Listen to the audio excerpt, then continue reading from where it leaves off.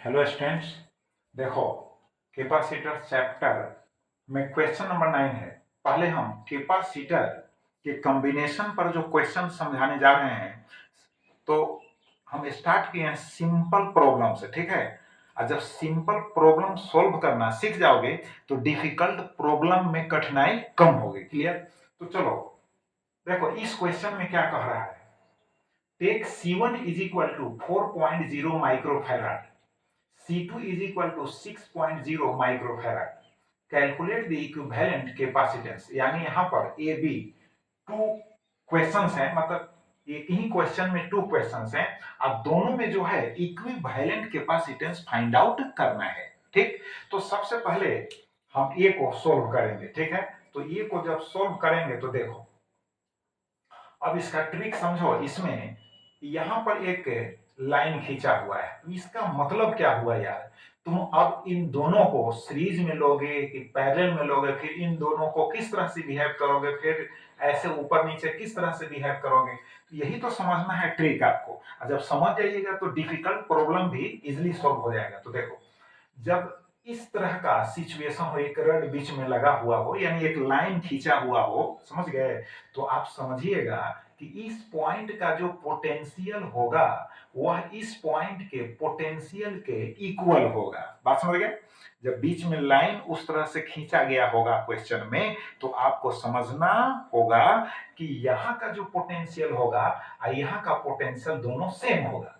और जब same potential होगा तो आपको पता है ना कि सेम पोटेंशियल होगा तो पोटेंशियल डिफरेंस क्या हो जाएगा, जीरो हो जाएगा। जैसे इक्वी पोटेंशियल सरफेस पर अगर हम 2 पॉइंट्स कंसीडर करते हैं तो दोनों पॉइंट्स पर पोटेंशियल के जो वैल्यू होते हैं वो तो सेम होंगे, तो फिर पोटेंशियल डिफरेंस जो हम निकालेंगे तो उसका वैल्यू क्या होगा, जीरो ही तो होगा। तो पोटेंशियल में डिफरेंस जीरो हो गया, इसका मतलब है इधर से ना चार्ज उधर और ना उधर से ना चार्ज इधर फ्लो होगा। बात समझ गए? तो अब इसको कैंसिल करो यार। तो अब यहां ये जो पॉइंट है इधर से चार्ज फ्लो होगा, ठीक है, ठीक है। तो इधर से चार्ज फ्लो होकर ऐसे जाएगा और ऐसे जाएगा। इसका मतलब है कि इस जंक्शन पर जब चार्ज आएगा उधर से तो फिर यहां पर क्या हो जाएगा, डिस्ट्रीब्यूट हो जाएगा, डिवाइड हो जाएगा चार्ज। ठीक है, तो इस रूट में अलग चार्ज, इस रूट में अलग चार्ज। क्लियर?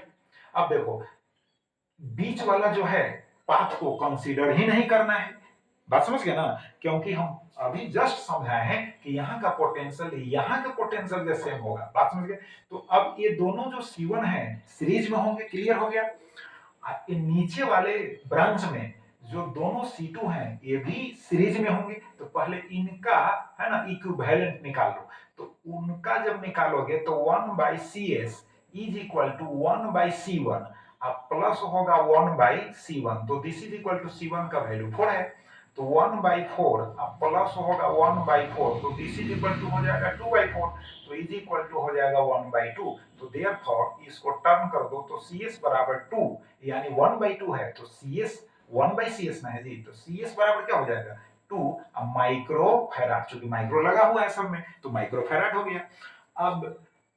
अब इनका निकालो इक्विवेलेंट नीचे वाले का C2 तो यहां पर भी होगा 1/CS इज इक्वल टू हो जाएगा 1 बाई कितना, डायरेक्ट लिख दे रहे हैं 6 है C2 का वैल्यू, तो 6 अब प्लस होगा 1/6 तो 2/6 हो जाएगा, तो दिस इज इक्वल टू 1/3 हो गया। तो यहां पर जो इक्विवेलेंट कैपेसिटेंस होगा वह 3 माइक्रो फैराड हो गया। क्लियर? अब इस ब्रांच में चार्ज मान लो यहां पर Q1 है और यहां पर क्या है Q2 है, तो इन दोनों से तो सेम चार्ज फ्लो हो रहा है। बात समझ तभी ना सीरीज में हुआ। इन दोनों से भी सेम चार्ज फ्लो हो रहा है तभी सीरीज में। अब ऊपर नीचे क्या होगा, दोनों ब्रांच में तो अलग अलग चार्ज है। बात समझ गए? तो ये दोनों जो ब्रांच होंगे आपस में पैरेलल फॉर्म में होंगे। किस फॉर्म में होंगे? पैरेलल फॉर्म में होंगे। तो पैरेलल फॉर्म में तो आप CP लिख दो। पैरेलल फॉर्म में जो इक्विवेलेंट कैपेसिटेंस होगा और इक्विवेलेंट कैपेसिटी भी होगा यार, तो उसको लिखोगे यहां पर C1 plus C2 plus C3 plus Cn, है ना। तो इस तरह से यहां पर वैल्यूज हमको पता ही है, एक है 2 माइक्रोफैराड और दूसरा है 3 माइक्रोफैराड, तो यानी हो जाएगा 2 माइक्रोफैराड अब प्लस हो जाएगा 3 माइक्रोफैराड, तो दिस इज इक्वल टू हो जाएगा 5 माइक्रोफैराड। आंसर हो गया कि नहीं? क्लियर?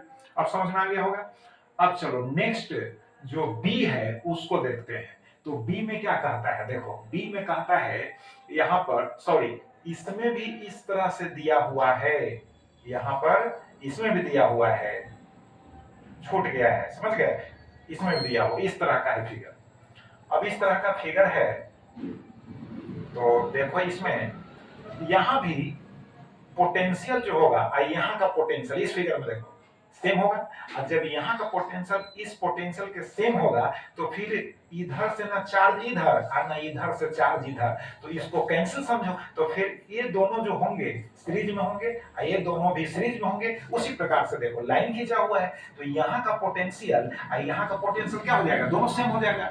तो उस केस में न इधर से इधर फ्लो होगा न इधर से इधर फ्लो होगा। आप तो पढ़े हो यार, पोटेंशियल सेम है 2 पॉइंट्स का, तो डिफरेंस क्या होगा, जीरो होगा। और जब डिफरेंस जीरो होगा तो चार्ज का फ्लो इधर उधर नहीं होगा। बात समझ गए ना?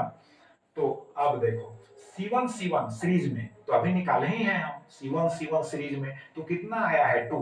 अब ये B का जो होगा यहाँ पर तो A का हो गया, ठीक है। अब B का सॉल्यूशन जो होगा इसमें हम यहाँ पर लिख रहे हैं 2 माइक्रोफैराड, यहाँ हो गया 2 माइक्रोफैराड। क्लियर? अब उसके बाद देखो C2 तो C2 भी सीरीज में तो निकाले हैं, तो यहाँ हो जाएगा 3, है ना, 3 माइक्रोफैराड। क्लियर हो गया यहाँ। और उसके बाद जो है यहाँ जो पॉइंट्स दिया हुआ है उसको हम इंडिकेट कर दिए जिनके बीच में निकालना है। अब उसके बाद देखो C1 फिर आ गया, तो फिर सीरीज में हो गया, तो यहाँ पर हो गया 2 माइक्रोफैराड। क्लियर? और फिर उसके बाद हो गया C2 तो फिर ये दोनों सीरीज में तो हो गया यहाँ 3 माइक्रोफैराड। क्लियर हो गया? अब इन दोनों पॉइंट्स के बीच क्या है, पैरेलल रिलेशन है कि नहीं? जितने भी कैपेसिटर्स यहाँ पर हैं पैरेलल रिलेशन है, तो पैरेलल है तो डायरेक्ट अब इनको आप ऐड कर दीजिए ना भाई। तो इक्विवेलेंट जो कैपेसिटेंस हो गया, यानी इसको C P लिख रहे हैं, फिर इसके लिए लिख रहे हैं B का जो सॉल्यूशन है उसमें हम लिख रहे हैं, समझे ना? तो यहाँ हो जाएगा 2 आप प्लस हो जाएगा 3 प्लस हो जाएगा 2 और प्लस 3, तो दिस इज इक्वल टू कितना हो जाएगा 10। और चूंकि माइक्रो में है तो यहाँ माइक्रो हो गया, है ना, फैराड। क्लियर हो गया? तो यह भी आंसर हो गया। तो आप तो समझ गए होंगे कि सीरीज पैरेलल कॉम्बिनेशन का यूज करके कैसे हम प्रॉब्लम को सोल्व करते हैं। और साथ साथ जो है सेम पोटेंशियल है तो डिफरेंस जो होगा, पोटेंशियल डिफरेंस जीरो होगा, उसका भी यूज हम लोग यहाँ पर किए हैं।